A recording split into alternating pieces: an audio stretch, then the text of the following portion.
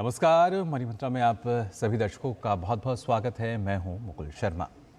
अपने बेहतर और सुरक्षित भविष्य के बारे में हर इंसान आज काफ़ी जागरूक है और ऐसे में हमें लगता है कि बचत का बेहतर तरीका अपनाकर आने वाले कल को और हम बेहतर बना सकते हैं। खासतौर से 60 वर्ष की आयु के बाद किस तरीके से आत्मनिर्भरता के साथ हम अपना जीवन यापन कर सकते हैं। ऐसी स्थिति में पेंशन स्कीम एक बेहतरीन विकल्प है, जिसके जरिए आत्मनिर्भरता के साथ ही बचत और टैक्स सेविंग जैसे बेनिफिट भी हमें मिल सकते हैं। लेकिन पेंशन प्लान किस उम्र में लें, कौन सा पेंशन प्लान बेहतर रहेगा और किस तरीके के फायदे आपको मिल सकते हैं, आज हम इस पर यानी पेंशन प्लान पर विस्तार से चर्चा करेंगे। हमारे साथ एक्सपर्ट भी जुड़ेंगे और आप भी हमारे साथ जुड़ सकते हैं, अपना सवाल पूछ सकते हैं और इसके लिए हमारे जो नंबर हैं वो आप नोट कर लीजिए। हमारे नंबर हैं 011233873031, साथ ही 2309767 पर आप कॉल कर सकते हैं। नंबर लगातार टीवी स्क्रीन पर रिफ्रेश किए जाएंगे। तो ये आज का हमारा विषय रहेगा कि आखिर कैसे पेंशन से जो आपकी टेंशन है वो खत्म हो सकती है, क्योंकि हमारे जहन में कई तरह के जो सवाल हैं वो आने लगते हैं कि आखिर जो पेंशन प्लान है वो हमें कब लेना होगा, किस तरीके से लेना होगा। लेकिन अगर देखा जाए तो ख़ासतौर से रिटायरमेंट प्लान के तौर पर पेंशन स्कीम्स का हम चयन कर सकते हैं। 60 वर्ष की जो आयु है या एक निश्चित आयु के बाद हर महीने आपको एक तय राशि इसके तहत मिल सकती है। पेंशन स्कीम लेकर कई और जो फायदे हैं और उसमें से एक ये है कि आपको किसी पर आश्रित नहीं रहना होगा। और निजी क्षेत्र में कई कंपनियां हैं जो पेंशन प्लान भी उपलब्ध करा रही हैं और इसके तहत हर महीने या एक बार निवेश कर आपको पेंशन स्कीम का लाभ मिल सकता है। लेकिन पेंशन प्लान लेते समय किन बातों का आपको ख्याल रखना चाहिए, बहुत सी ऐसी महत्वपूर्ण बातें हैं और अपनी आवश्यकता के अनुसार ही आप जो स्कीम है उसका चयन करें। और ना सिर्फ प्रीमियम, इसके अलावा भी कई और ऐसी महत्वपूर्ण बातें हैं जिनका ख्याल आपको रखना होगा। पेंशन स्कीम खरीदने से पहले नियम और शर्तों को अच्छी तरीके से जान लें, साथ ही किसी भी कंपनी के साथ गलत जानकारी साझा ना करें और बेहतर विकल्प चुनकर जागरूक और सतर्क रहें। तो ये महत्वपूर्ण बातें हैं जिनका ख्याल आपको रखना होगा। और खासतौर से अगर बात की जाए तो हाल ही में कैबिनेट ने भी केंद्रीय कर्मचारियों के लिए एक बड़ा ऐलान करते हुए एकीकृत पेंशन योजना यानी कि यूनिफाइड पेंशन स्कीम को मंजूरी दी है। इस स्कीम के तहत केंद्रीय कर्मचारी को रिटायरमेंट के बाद सुनिश्चित पेंशन दी जाएगी। और यहाँ भी अगर बात की जाए, क्योंकि इसके ज़रिए हम देख सकते हैं कि किस तरीके से जो यूनिफाइड पेंशन स्कीम को मंजूरी दी गई है, जो कि यूपीएस नाम से हम सब जान रहे हैं। इसमें आपको बता दें केंद्र सरकार का यूपीएस में जो अंशदान है वो करीब 18% है, जबकि एनपीएस में ये 14% रहता है। तो यूपीएस के लिए कैबिनेट ने मंजूरी दी है और लंबे समय से इसकी मांग चली आ रही थी। अंशदान के बारे में हमने आपको बताया कैसे 18 और 14% का फ़र्क है। यूपीएस और एनपीएस दोनों में ही जो कर्मचारी हैं उनका अंशदान 10% रहेगा। वहीं यूपीएस के तहत कर्मचारी की मृत्यु पर पारिवारिक पेंशन का भी फ़ायदा मिलेगा और रिटायरमेंट के बाद लगभग 50% सुनिश्चित पेंशन। वहीं 10 साल सेवा पूरी करने पर न्यूनतम 10,000 की पेंशन जो है वो दी जाएगी। तो देखिए तमाम फ़ायदे हैं पेंशन प्लान के अगर जब हम बात करते हैं। और इसी पर हमारे साथ इस पर और जानकारी आप लोगों के लिए साझा करने के लिए हमारे साथ खास मेहमान जुड़े हैं। वो हैं पंकज मटपाल जी, जो कि वित्तीय योजनाकार हैं यानी कि फाइनेंशियल प्लानर हैं। बहुत बहुत स्वागत आपका Pankaj ji. Thank you very much जी। पंकज जी, सबसे पहले मैं यही जानना चाहूँगा पेंशन को किस तरीके से देखा जाए, क्योंकि एक रिटायरमेंट प्लान भी उसको कहा जाता है, आत्मनिर्भरता के लिए भी हम मानते हैं और 60 या एक उम्र के बाद आवश्यकता रहती है कि जो आर्थिक सहायता है वो हमें किसी भी तरह मिलती रहे। बिल्कुल, देखिए पेंशन प्लान एक पार्ट है रिटायरमेंट प्लानिंग का। अगर हम ओवरऑल बात करें रिटायरमेंट प्लानिंग की तो मकसद ये है कि एक वक्त के बाद, चाहे आप एम्प्लॉयमेंट में हो तो शायद आप रिटायर हो जाएंगे अपनी सर्विस से और उसके बाद आपकी एक्टिव इनकम रुक जाएगी, या आप कोई अपना खुद का काम भी करते हो तो एक एज के बाद शायद जरूरत हो आपको कि आपकी एक्टिव इनकम नहीं है तो कहीं से पैसिव इनकम तो आपके पास हो, पैसा हो, ताकि उस पैसे के ऊपर आप आगे की जिंदगी अच्छे से जी सकें जी। तो इसके लिए हम ऐसी प्लानिंग करते हैं कि अपने पास सफिशिएंट पैसा हो और उसके बाद रेगुलरली पेंशन के रूप में, एनवीटी के रूप में इनकम आती रहे। तो ये मकसद है बेसिकली रिटायरमेंट प्लानिंग का। जी बिल्कुल, ये तो हुआ एक तरीके का उद्देश्य। लेकिन इसके तहत हम देखते हैं, क्योंकि अभी तो हाल ही में सरकार की तरफ से भी जो केंद्रीय कर्मचारी हैं उनको भी तोहफा दिया गया है यूपीएस के जरिए, क्योंकि लंबे समय से मांग चली आ रही थी और उसको भी पूरा किया कि 10 वर्ष तक अगर आप सेवा में हैं तो 10,000 रुपये की न्यूनतम राशि और उसके साथ ही प्रोरेटा बेसिस पे जो है वो पेंशन जो है उपलब्ध होगी। लेकिन जब निजी क्षेत्र की हम बात करते हैं पंकज जी, वहाँ पे भी अलग अलग जो विकल्प हैं वो लोगों के पास उपलब्ध रहते हैं, उनमें किस तरीके से हम चयन करें? बिल्कुल, देखिए पहली बात करते हैं हम जो लोग एम्प्लॉयमेंट में हैं। अभी जब कॉर्पोरेट में है तो वहां पर आपके पास या तो ईपीएफ यदि कंट्रीब्यूशन करते हैं, ईपीएफ में आप भविष्य निधि में, जी। तो उसमें आपको ईपीएस के तहत पेंशन की सुविधा होती है, वो एक ऑप्शन है। दूसरी बात यह है कि यदि आप एनपीएस में कंट्रीब्यूट कर रहे हैं, क्योंकि कॉर्पोरेट में भी अब कई कॉर्पोरेट ने एनपीएस को अपनाया है, जी। तो नेशनल पेंशन सिस्टम में आप कंट्रीब्यूट करते हैं, एम्प्लॉयर भी कंट्रीब्यूट करता है, उसके जरिए भी आपको पेंशन मिल सकती है। जी। उसके अलावा यदि आप ऐसे जगह पर एम्प्लॉयड हैं जहां पर ये सुविधा नहीं है, या फिर आप खुद का कोई व्यवसाय करते हैं, तो भी आपके पास कई ऑप्शन है। उसमें से एक ऑप्शन तो खैर एनपीएस का भी है, आप वॉलंटरी कंट्रीब्यूट कर सकते हैं एनपीएस में, और उसके जरिए पेंशन प्लानिंग कर सकते हैं। लेकिन उसके अलावा इंश्योरेंस कंपनीज के अपने पेंशन प्लान होते हैं, वो भी एक ऑप्शन है। मैं नहीं कहूंगा कि वो सही या गलत है, उसकी हम चर्चा कर सकते हैं, लेकिन वो भी एक ऑप्शन होता है। उसके अलावा आप म्यूचुअल फंड जैसे प्रोडक्ट्स में इन्वेस्ट करके रेगुलरली अच्छा पैसा इकट्ठा कर सकते हैं, और उससे फिर आप रेगुलरली एसडब्ल्यूपी के सहारे विड्रॉ कर सकते हैं, या किस तरह का प्लान बना सकते हैं कि रेगुलरली आप आय पाते रहे। तो इस तरह से यदि आप प्लानिंग करेंगे तो कई ऑप्शंस आपके पास उपलब्ध हैं। जी पंकज जी, लेकिन इसमें क्या, क्योंकि कभी कभी जो बतौर उपभोक्ता हम देखें तो उनको लगता है कि क्या हम एकमुश्त निवेश करके इसका लाभ ले सकते हैं, या आजकल एसआईपी जो है अलग अलग निवेश के लिए की जाती है, तो क्या इसमें भी उसी तरीके से हमें निवेश करना चाहिए? आपकी राय में क्या बेहतर? देखिए मुकुल जी, बहुत ही इंपॉर्टेंट क्वेश्चन है। अब अगर आप ये कहेंगे कि एक मुश्त में कहीं इन्वेस्ट करूं और उसमें कुछ प्रॉफिट हो और मैं रेगुलरली वहां से पेंशन पाता रहूं या विड्रॉ करता रहूं, जी। लेकिन वो एक मुश्त राशि इकट्ठा कब होगी, कैसे होगी? तो इसके लिए जरूरी है कि जैसे ही आप अपने एम्प्लॉयमेंट की शुरुआत करते हैं, आपकी इनकम शुरू होती है, या व्यवसाय करते हैं, कुछ भी करें, जैसे ही आपकी इनकम शुरू हो तभी से आपको प्लानिंग करनी चाहिए, ताकि अगले 25-30 साल में आप एक अच्छी राशि इकट्ठा कर सकें और फिर आप वहां से रेगुलरली पैसा पा सकें। तो ऐसे में जरूरी है कि जितनी जल्दी हो सके, मैंने तो ये कहा कि जैसे ही इनकम की शुरुआत हो आप शुरू करें, तो तब नहीं भी की हो, जब आपको ये बात एहसास हो जाए इस बात का, तो तब शुरू कर लें। पर ऐसे लोग जिन्होंने नहीं किया है, फिर उनके लिए एक ही ऑप्शन है कि जब रिटायर हो रहे हैं उस वक्त जो भी पैसा है वहां से फिर वो निवेश करें और फिर रेगुलर पेंशन पाएं। जी बिल्कुल, और इसके ज़रिए जब हम फ़ायदे की बात करते हैं पंकज जी, क्योंकि माना जाता है और हम देखते भी हैं कि कैसे टैक्स में भी बेनिफिट जो है इसका मिलता है, उसके बारे में चाहूँगा अगर आप हमारे दर्शकों को जानकारी दे पाएँ।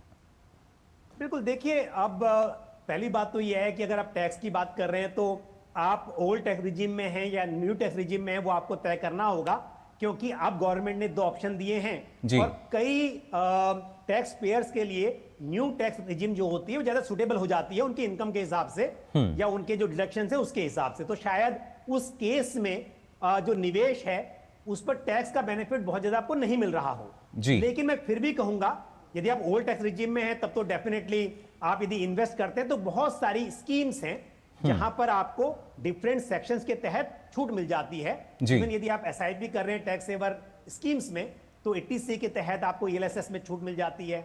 एनपीएस में वॉलंटरी कंट्रीब्यूशन करते हैं तो 80CCD 1B के तहत आपको छूट मिलती है। लेकिन मैं कहूंगा कि यदि आप किसी तरह से न्यू टैक्स रिजीम में ज्यादा सुटेबल मानते हैं उसको अपने लिए, तो भी आपको अपने भविष्य की जरूरतों के हिसाब से जरूर ये प्लानिंग करनी चाहिए कि एक वक्त के बाद आपके पास अच्छा पैसा हो और पेंशन की सुविधा हो, ताकि आपको किसी के ऊपर निर्भर ना रहना पड़े। जी बिल्कुल, लेकिन सबसे ज़्यादा पंकज जी अगर देखा जाए, क्योंकि आज की जो युवा पीढ़ी है, एक समय था जब शायद नहीं सोचा जाता था भविष्य के बारे में, लेकिन अब सोचने लगी है युवा पीढ़ी भी। तो आपके लिहाज से कौन सी उम्र से हमें इसकी शुरुआत कर देनी चाहिए जब हम रिटायरमेंट प्लान की भी बात करते हैं? क्योंकि जब हम शायद 25 से 30 वर्ष की आयु में होते हैं, हमें लगता है कि अभी तो लंबा समय है, अभी उतने बारे में नहीं सोचा जाता। लेकिन आपके अनुसार क्या एक उचित उम्र इसके लिए? बिल्कुल, देखिए मुकुल जी, मैं अपनी बात को दोहराऊंगा कि जैसा आपने कहा कि शुरुआत में ये होता है, एक तो जरूरत महसूस नहीं होती, दूसरी बात दूसरे फाइनेंशियल गोल्स होते हैं कि पहले चलो घर खरीद लेते हैं, गाड़ी खरीद लेते हैं, या शादी होती है, तो पहले व्यक्ति साधारण तौर पर रिटायरमेंट के बारे में नहीं सोचता, लेकिन सोचना चाहिए। जी बिल्कुल। तो ये एक ऐसी महत्वपूर्ण आपको पहल बताऊंगा उदाहरण के तौर पर, यदि आप ये मान के चलें कि 12% का रिटर्न मिल रहा है आपको अपने इन्वेस्टमेंट पर और आपको 1 करोड़ रुपए जुटाना है, जी तो आप करीब 10,000 रुपया महीना निवेश करेंगे तो 20 साल में 1 करोड़ रुपया जुटा सकते हैं। बट वहीं पे यदि आप 5 साल से इसको डिले कर दें कि सोचें कि अभी क्या, अभी तो बहुत टाइम है, और 5 साल के बाद शुरुआत करेंगे तो आपके पास बचे 15 साल, तो आपको 10,000 की बजाय 20,000 रुपया महीना निवेश करना पड़ेगा। वही यदि 5 साल और डिले कर देते हैं तो आपको फिर 20 नहीं 40 करना पड़ेगा। तो हर 5 साल में निवेश की राशि आपको डबल करनी पड़ेगी, जो मुश्किल हो जाता है जी। तो इसके लिए जितनी जल्दी शुरुआत करेंगे, मैंने पहले भी कहा था, आपकी अगर जॉब लगती है 21-22 साल में, 25 साल में, तो आप उसी वक्त शुरुआत कर दीजिए। आप 2,000 5,000 जो बचा सकते हो, और समय के साथ क्या होता है मुकुल जी, क्योंकि इनकम भी बढ़ती है जी। तो आप जो भी राशि इन्वेस्ट कर रहे हो, शुरुआत में जो भी निवेश कर रहे हो, उससे अपनी इनकम के हिसाब से बढ़ाते जाइए। तो मेरे हिसाब से बहुत आसान हो जाता है। तो जितनी जल्दी हो सके शुरुआत करें, ये मत सोचे कितना अमाउंट करना है, आप शुरुआत कर दे 2,000 5,000 से, वो समय के साथ बढ़ता रहेगा और पावर ऑफ कंपाउंडिंग का जो फायदा मिलेगा आपको, उससे और भी आसान हो जाएगा कि एक बड़ी राशि आप इकट्ठा कर सकते हैं। बिल्कुल पंकज जी, लेकिन जब क्योंकि मामला निवेश का होता है तो हमारे जो दर्शक हैं या तमाम भोक्ता जो ग्राहक जो सोचते हैं कैसे निवेश किया जाए, कहीं ना कहीं कई सवाल उनके जहन में आते हैं और कभी कभी हम देखते हैं कि जल्दबाजी में थोड़ी सी गलतियां भी हो जाती हैं, हम सारे जो नियम शर्तें हैं उनको नहीं देख पाते, या लगता है कि ज़्यादा हमें कहीं से अगर रिटर्न मिल रहा है तो जल्दी से उस लिंक पर क्लिक हम कर देते हैं। ऐसे में किस तरीके से जो अगर धोखाधड़ी होती है उससे बचा जा सकता है और किन किन बातों का ख्याल रखना चाहिए?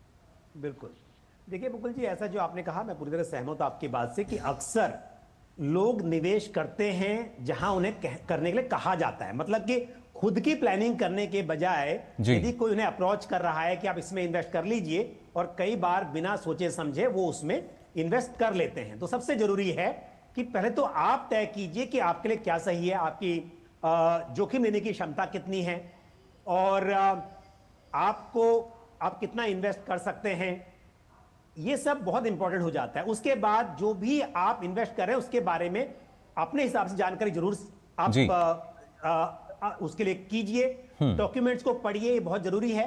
इन्वेस्ट करने से पहले भी, इन्वेस्ट करने के बाद भी आपको डॉक्यूमेंट्स पढ़ने चाहिए, क्योंकि कई बार ये होता है कि पहले पढ़ा लेकिन जो इन्वेस्ट किया हुआ है क्या सच में जो आप सोच रहे हैं वहीं पे आपने किया है, ये पढ़ना बहुत जरूरी है। दूसरी बात ये है, हम बात कर रहे हैं यहां पर रिटायरमेंट की, तो यहां पर डेफिनेटली यदि आप शुरुआती दौर में निवेश कर रहे हैं और लंबा समय है आपके पास, तो हम जानते हैं कि लॉन्ग टर्म में इक्विटी एक ऐसा एसेट क्लास है जिसमें ज्यादा संभावना होती है ज्यादा रिटर्न्स अर्न करने की।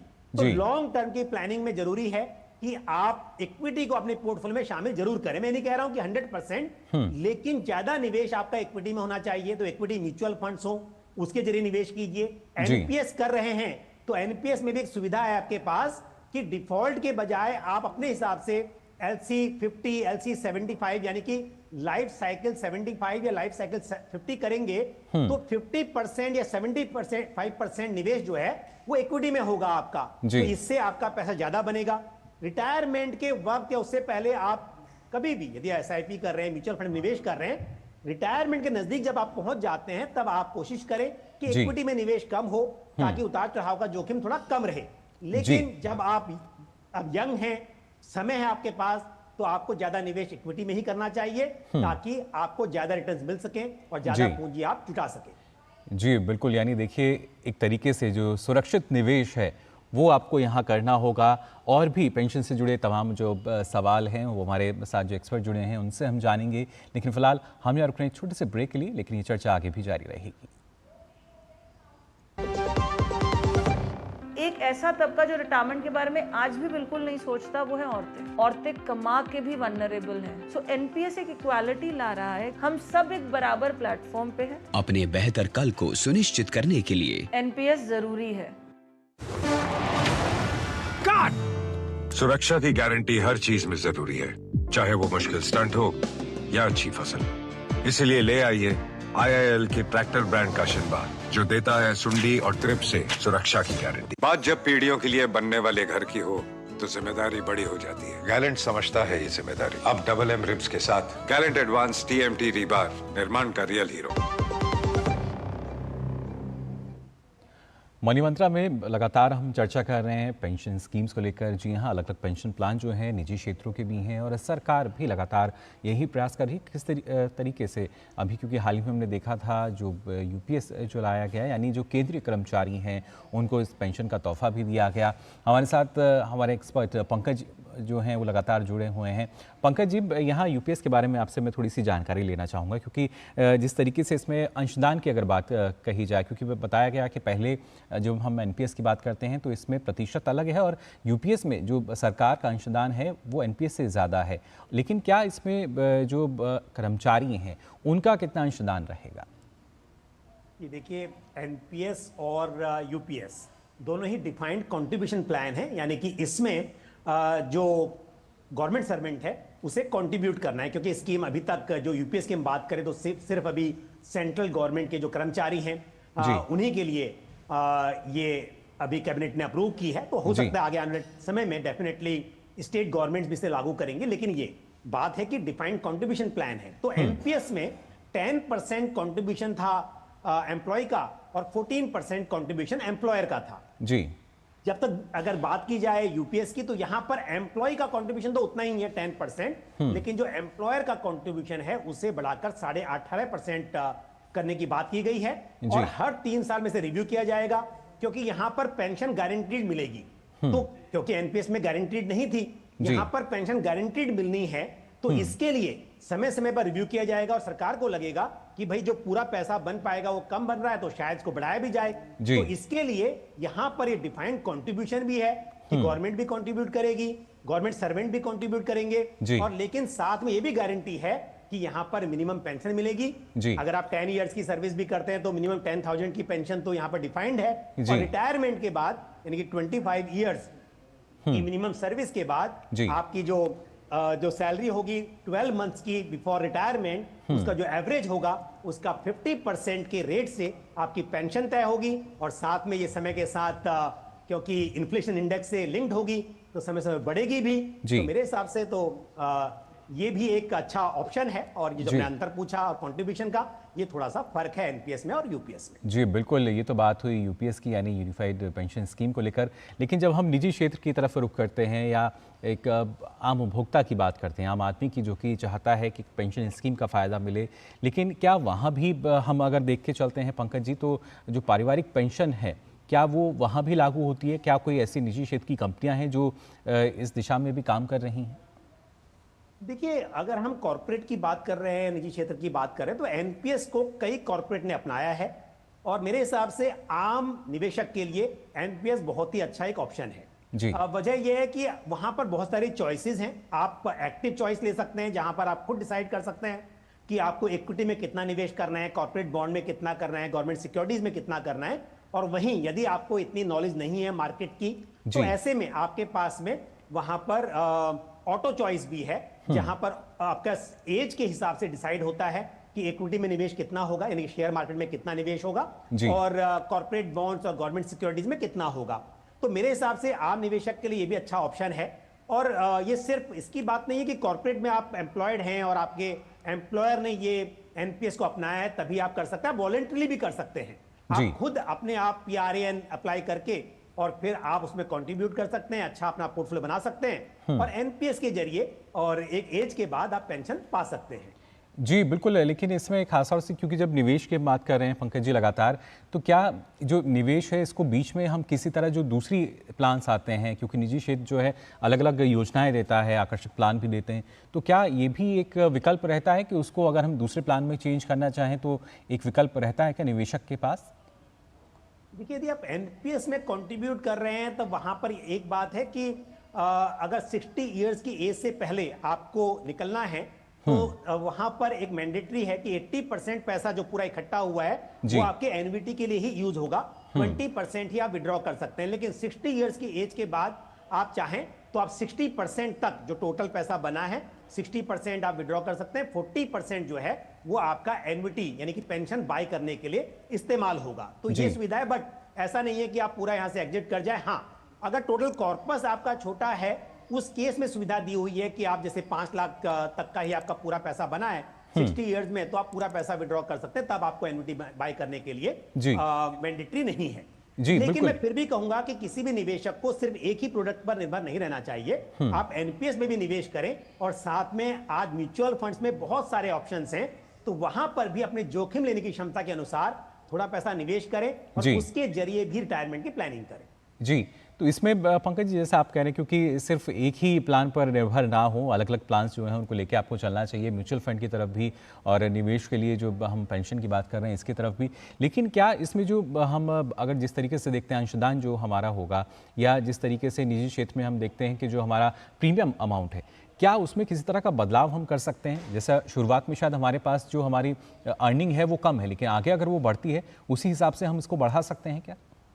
बिल्कुल बढ़ा सकते हैं। आप एनपीएस में भी बढ़ा सकते हैं, आप एसआईपी में तो डेफिनेटली आप छोटी अमाउंट शुरू करके आगे कितना भी चाहे उतना बढ़ा सकते हैं, और जी। ऐसे ही आप एनपीएस में भी कंट्रीब्यूशन को बढ़ा सकते हैं। तो ये सुविधा उपलब्ध है। और रही बात इंश्योरेंस कंपनी के पेंशन प्लान्स की, तो वहां पर यूजुअली जो पेंशन प्लान होते हैं वो एक फिक्स अमाउंट प्रीमियम डिसाइड हो जाता है, लेकिन आप उसके एडिशन में दूसरी पॉलिसी ले सकते हैं। बट जी। अगर मेरी निजी राय मैं यहाँ पर शेयर करूं तो मैं कहूंगा कि इंश्योरेंस कंपनी के जो पेंशन प्लान होते हैं जी। वो मुझे इतने अट्रैक्टिव नहीं लगते हैं। बहुत सारी लिमिटेशंस हैं, उस जी। पर चर्चा बहुत बड़ी हो सकती है। पर एनपीएस और म्यूचुअल फंड के जरिए रिटायरमेंट प्लानिंग करना मेरे हिसाब से बेहतर है। जी बिल्कुल, तो देखिए एक बेहतर प्लान है रिटायरमेंट की। जब हम सोचते हैं तो उसके लिए जो पेंशन का विकल्प है ये काफ़ी बेहतर, और इसकी तरफ इस दिशा में हमें आगे बढ़ना चाहिए। फिलहाल पंकज जी, आपने इस बारे में इतनी महत्वपूर्ण जानकारी हमारे दर्शकों को दी, इसके लिए आपका बहुत बहुत शुक्रिया। Thank you very much. तो जाना आपने किस तरीके से जो बाज़ार में निजी कंपनियां हैं, निजी क्षेत्र की, उनके अलग अलग पेंशन प्लान्स हैं, उसका आप चयन कर सकते हैं। जबकि अगर बात की जाए जो केंद्रीय कर्मचारी हैं उनके लिए तो सरकार ने जो यूपीएस स्कीम है उसको मंजूरी दे दी है, जिसके तहत अब जो केंद्रीय कर्मचारी हैं उनको भी इसका लाभ मिलेगा। लेकिन जो निजी क्षेत्र में जब हम कॉर्पोरेट की भी बात कर रहे हैं तो वहाँ भी कई इसके लाभ हैं जिनको आप ले सकते हैं। आवश्यकता है तो सिर्फ पूरी जानकारी की, और उसके बाद आप जो अलग अलग स्कीम्स हैं इनका लाभ ले सकेंगे। फिलहाल आज के लिए मनी मंत्रा में बस इतना ही, लेकिन देश और दुनिया की तमाम खबरों के लिए आप देखते रहिए डीडी न्यूज़। मुझे दीजिए अनुमति, नमस्कार।